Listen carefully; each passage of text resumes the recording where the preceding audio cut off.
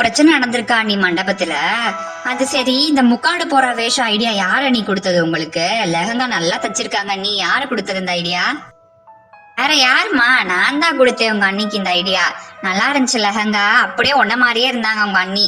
ஆனா என்ன, உங்க மாமியாரோட தங்கச்சி தான் உங்க மாமியார் கிட்ட போட்டு விட்டா, அவளும் கண்டுபிடிச்சிட்டாங்க. அதுக்கப்புறம் முக்காடை அவுக்க வேண்டியதா போச்சு.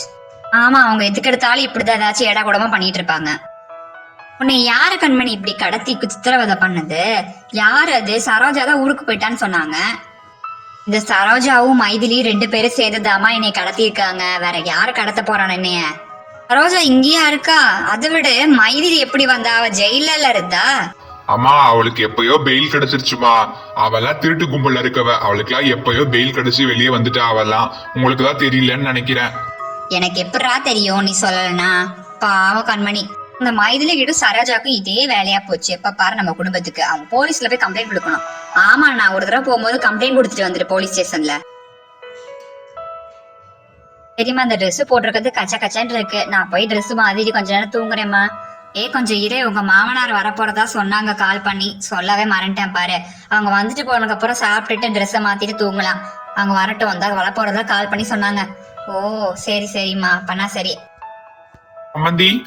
வாங்க மாமா, வாங்க வாங்க வாங்க சம்மந்தி. ஆறுமா கண்மணி இப்படி உன்னை கடத்தி சித்திரவதை பண்ணது? மைதிலி சரோஜாவும் 2 பேரும் சேர்ந்துதான் மாமா என்னை கடத்தினாங்க. எங்க அண்ணன் வந்து எப்படியோ காப்பாத்திட்டா மாமா, இல்லன்னா நான் மாட்டிருப்பேன். அண்ணியையும் மன்னிச்சிருங்கண்ணா, அவங்க தெரியாம பண்ணிட்டாங்க என்னை மாதிரி வேஷம் போட்டு வந்து. ஆமாங்க சம்மந்தி, உங்க கண்மணியோட மாமியார் கோவப்படுவாங்களேன்னு தான் நான் அப்படி வேஷம் போட்டு வந்தேன். அதெல்லாம் ஒன்னும் கோவப்படுற விஷயம் இல்லம்மா. எங்கள்கிட்ட ஒரு வார்த்தை சொல்லிதான் நாங்களும் தேடி இருப்போம்ல உன்னைய.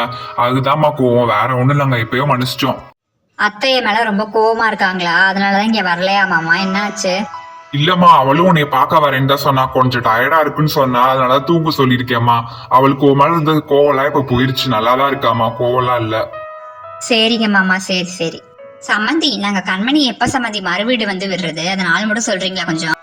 அதுவா சம்மந்தி, அந்த விஷயமா தான் பேச வந்தேன், மத்தது பேசணும்னே மறந்துட்டேன். நாளைக்கு நல்ல நாளா இருக்கா சம்மந்தி, 10 to 11 நல்ல நாளா இருக்கான். அந்த நேரத்துல வேணா நீங்க வந்து விட்டுட்டு போங்க சம்மந்தி. சரிங்க சம்மந்தி, அப்ப நாளைக்கு நாங்க 10:30 போல உங்க வீட்டுக்கு வர ரெடியா இருந்துக்கோங்க சம்மந்தி. சரி கண்மணி, நல்ல ஆரோக்கியமான ஃபுட்ஸ் எல்லாம் சாப்பிட்டு உடம்ப தைரியமா வச்சுக்கோ, ஓகேவா? சரிங்க மாமா, அப்படிதான் சாப்பிட்டுட்டு இருக்கேன்.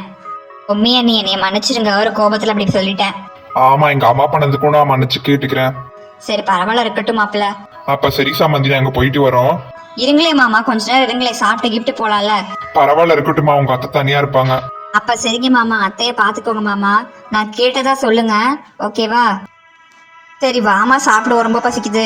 ஆமாடி, பேசிக்கிட்டே 1:30 ஆயிடுச்சு. வா சாப்பிடலாம்.